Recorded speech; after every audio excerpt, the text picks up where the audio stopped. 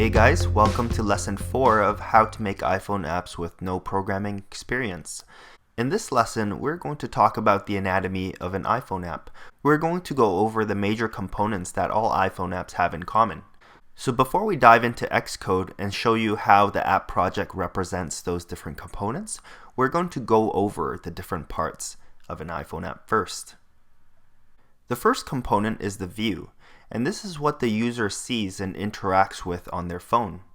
The second component is the view controller, and the view controller manages the view. We're going to go into what that means a little later in this lesson. The third component is the model, and the model manages the data for your app. Okay, so how do these three components work together to form a functioning app?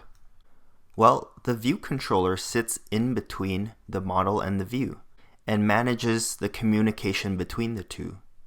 So for example, the view controller may ask the model for some data, for example, a list of contacts, and then the view controller will pass that data to the view to render it to the user.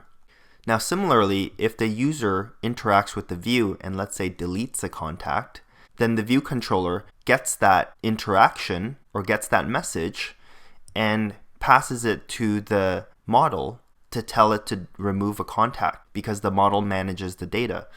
So as you can see, each component has its own set of responsibilities and a role within the app, and they must work together to form a functioning app.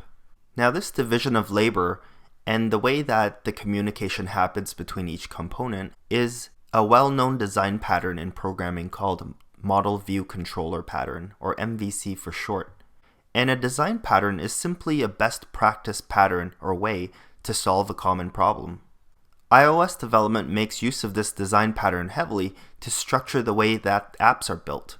By following this design pattern, it's easier to maintain and change the code in the future if necessary. Because each component has a well-defined and contained set of responsibilities, it's easy to swap in and out the components in the future if you need to make an update. And it also helps with troubleshooting your code.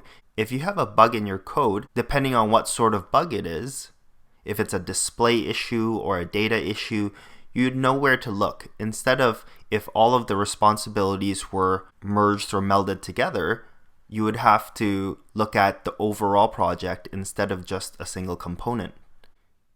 In the next lesson, when we build our first app, I'll point out to you where these different components exist in the app project.